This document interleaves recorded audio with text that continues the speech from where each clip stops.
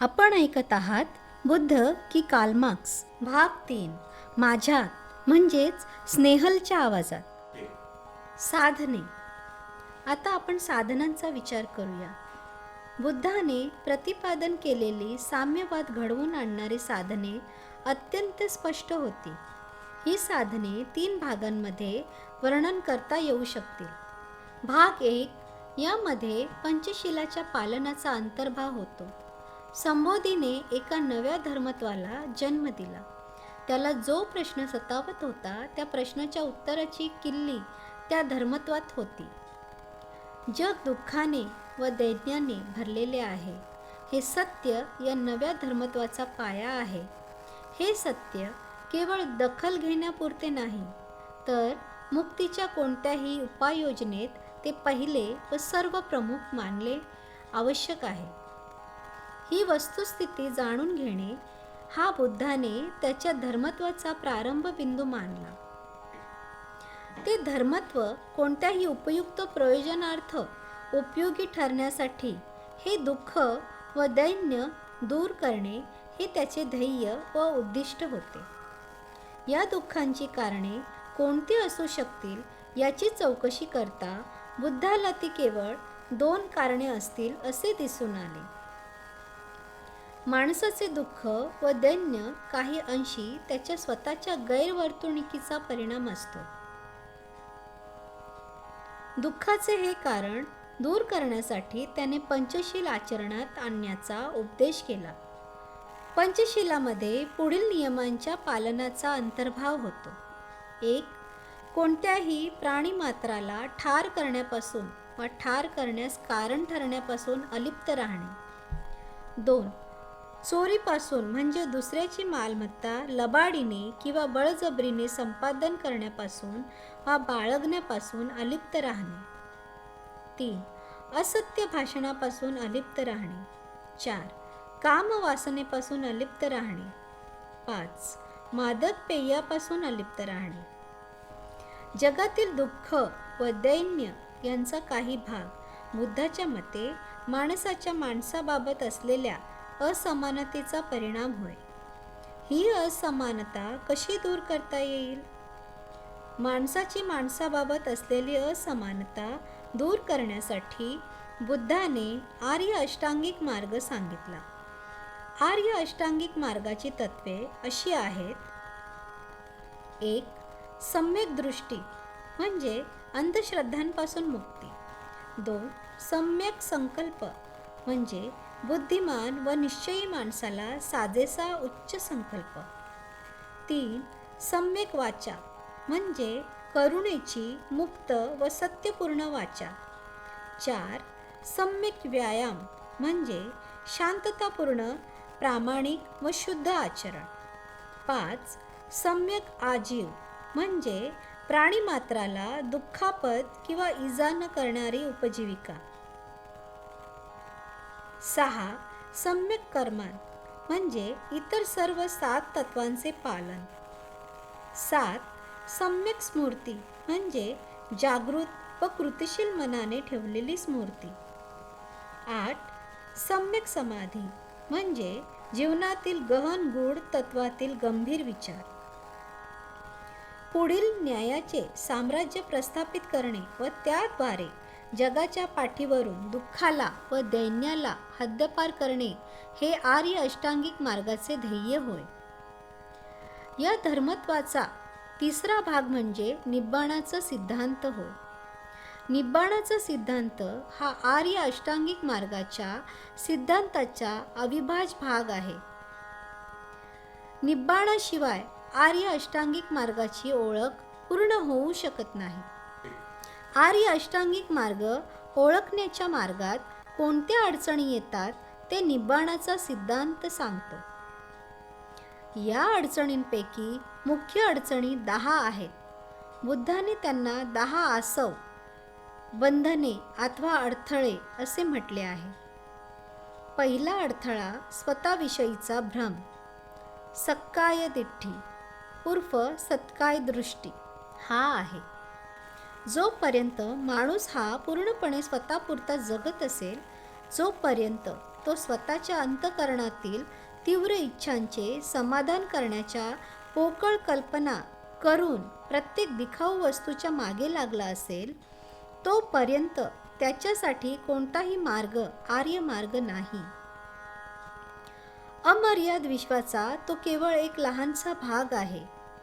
या वस्तुस्थितीने जेव्हा त्याचे डोळे उघडतील, तेव्हाच त्याचे तात्पुरते व्यक्तिमत्व ही किती अनित्य गोष्ट आहे हे तो ओळखू लागेल.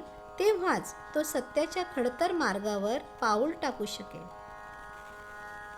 दुसरा अडथळा शंका व अनिश्चय होय. जेव्हा अस्तित्वाच्या महान गुढाविषयी, प्रत्येक व्यक्तीच्या अशाश्वतेविषयी माणसाचे डोळे उघडतील, तेव्हा शंका व अनिश्चय यांचा त्याच्या कृतीवर हल्ला होणे संभवनीय आहे. करावे की करू नये, नाहीतरी माझे सर्व व्यक्तित्व हे क्षणभंगूरच आहे. मग एखादी गोष्ट का करावी वा का न करावी, अशा प्रश्नांनी त्याला अनिश्चयी व निष्क्रिय बनविले जाते. परंतु जीवनात ते चालणार नाही. गुरुची शिकवण अनुसरण्यासाठी, सत्य स्वीकारण्यासाठी व लढ्यात उतरण्यासाठी त्याने मनाची तयारी केलीच पाहिजे. नाहीतर त्याला याहून अधिक काहीच प्राप्त होणार नाही. तिसरा अडथळा धर्मविधी व व्रतवैकल्ये यांच्या कार्यसिद्धींवर अवलंबून राहणे हा आहे. माणूस धार्मिक विधीचे स्तोम माजवण्यापासून व कोणत्याही बाह्यकृती, कोणतेही पौरोहित्याचे प्रस्थ व पवित्र व्रतवैकल्ये यांचा त्याला काहीतरी उपयोग होऊ शकेल या विचारापासून मुक्त झाल्याशिवाय कोणतेही सत्संकल्प केले तरी मग ते कितीही ठाम असोत, त्यांच्यापासून त्याला कसलाच लाभ होणार नाही. या अडथळ्यांवर मात केली तरच माणसे उत्तम प्रकारे कार्यरंभ केला आहे व त्याला लवकरच किंवा उशिरा का होईना विजय प्राप्त होण्याची शक्यता आहे असे म्हणता येऊ शकेल. चौथ्या अडथळ्यात शारीरिक वासनांचा समावेश होतो. पाचवा अडथळा इतर व्यक्तींबाबतची दुष्ट भावना हा आहे. सहावा अडथळा भौतिक देहाने ब्रह्मलोकादी प्राप्तीची इच्छा हा आहे. सातवा अडथळा अरूप देवलोक प्राप्तीची इच्छा हा आहे. आठवा अडथळा अहंकार आहे व नववा अडथळा स्वतःचा हट्टाग्रह होय. या अशा भावना आहे की माणसांना त्यावर मात करणे सर्वात कठीण आहे व अधिक श्रेष्ठ व्यक्तींना स्वतःपेक्षा जे कमी समर्थ आहेत व कमी चारित्र्यवान आहेत त्यांच्या प्रती तिरस्कार वाटण्याच्या भावनेवर विजय मिळवणे आणखीनच कठीण असते. 10वा अडथळा अज्ञान. जरी सर्व अडथळ्यांवर मात केली तरी हा एक अडथळा उरेलच. सुज्ञ व सद्गुणी माणसाला सलणारा तो काटा आहे. तो माणसाचा अंतिम व कट्टर शत्रू आहे. आर्य अष्टांगिक मार्गाचे अनुसरण करताना निब्बाणाद्वारे या अडथळ्यांवर मात करणे अभिप्रेत आहे. माणसाने मनाची कोणती अवस्था चिकाटीने विकसित करावी हे आर्य अष्टांगिक मार्गाचा सिद्धांत सांगतो. माणसाला जर आर्य अष्टांगिक मार्गांवर चालायचे असेल तर त्याने कोणत्या मोहावर व अडथळ्यांवर मनपूर्वक मात केली पाहिजे ते निब्बाण सांगते. या नव्या धर्मत्वाचा चौथा भाग पारमितांचा सिद्धांत हा आहे. पारमितांचा सिद्धांत माणसाच्या दैनंदिन जीवनात सदा सद्गुणांचे आचरण मनावर ठसवतो. ते 10 सद्गुण असे आहेत: 1 प्रज्ञा, 2 शील, 3 नैष्कर्म्य, 4 दान, 5 वीर्य, 6 शांती, 7 सत्य, 8 अधिष्ठान, 9 मैत्र आणि 10 उपेक्षा. अविद्या, मोह किंवा ज्ञानाचा अभाव यांचा अंधकार दूर करणारा प्रकाश म्हणजे प्रज्ञा अथवा शहाणपण होय. आपल्यापेक्षा सुज्ञ असलेल्यांना प्रश्न विचारून आपल्या सर्व शंका दूर केल्या पाहिजेत.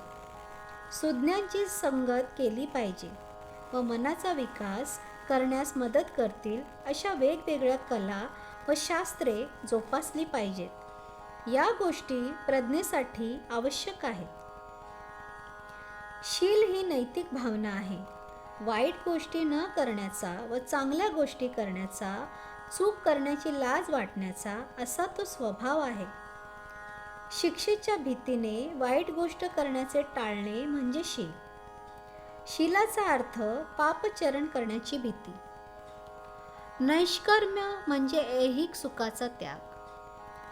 दान याचा अर्थ इतरांच्या भल्यासाठी त्या बदल्यात कोणत्याही गोष्टीची अपेक्षा न करता एखाद्याने आपली मालमत्ता, रक्त, अवयव व आपले प्राण देखील अर्पण करणे होय.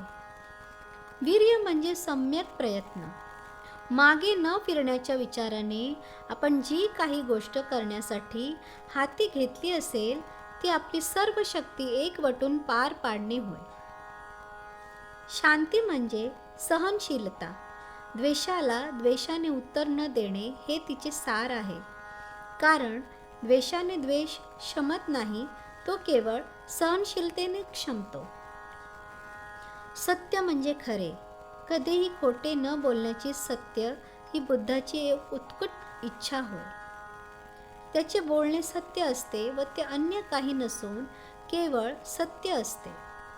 अधिष्ठान म्हणजे ध्येयापर्यंत पोहोचण्यासाठी केलेला ठाम निर्धार होय. मैत्र ही शत्रू व मित्र, प्राणी व मनुष्य अशा सर्व प्राण्यांना सामावणारी मैत्रीची भावना होय. उपेक्षा ही उदासीनतेहून भिन्न अशी अलिप्तता होय. ही मनाची एक अवस्था आहे. त्या अवस्थेत कोणतीही आवड किंवा नावड नसते. परिणामाने विचलित न होता त्याचा पाठपुरावा करीत राहण्याची ती अवस्था होय. हे सद्गुण आपण पराकाष्ठेने आपल्या आचरणात आणले पाहिजेत. म्हणूनच त्यांना पारमिता असे म्हणतात. जगातील दुःख व दैन्य संपुष्टात आणण्यासाठी बुद्धाने त्याच्या संबोधीची फलश्रुष्टी म्हणून अधिकारवाणीने प्रतिपादन केलेला हा धर्मोपदेश आहे. बुद्धाने स्वीकारलेली साधने ही माणसाने स्वेच्छेने सन्मार्ग अनुसरून आपला नैतिक स्वभाव बदलावा व मंतांतर घडवून आणावे यासाठी होती, हे स्पष्ट आहे. साम्यवाद्यांनी स्वीकारलेली साधने तितकी स्पष्ट, अपुरी व झटपट अंमलात येणारी आहेत. ती म्हणजे 1. हिंसा आणि 2. कामगारांची हुकुमशाही. साम्यवाद प्रस्थापित करण्याची केवळ हीच 2 साधने आहेत असे साम्यवादी म्हणतात. पहिले साधन हिंसा आहे. विद्यमान पद्धती मोडून टाकण्यासाठी त्याशिवाय दुसरी कोणतीही गोष्ट पर्याप्त ठरणार नाही. दुसरे साधन कामगारांची हुकुमशाही आहे. नवीन पद्धती सुरू करण्यासाठी त्याशिवाय दुसरी कोणतीही गोष्ट पर्याप्त ठरणार नाही. बुद्ध व कार्ल मार्क्स यांच्यामधील साम्य व भेद आता स्पष्ट झाला आहे. भेद साधनांबाबत आहे. दोघांचे ध्येय समान आहे. या पुस्तकातील पुढील मुद्दे आपण पुढील भागात ऐकूयात.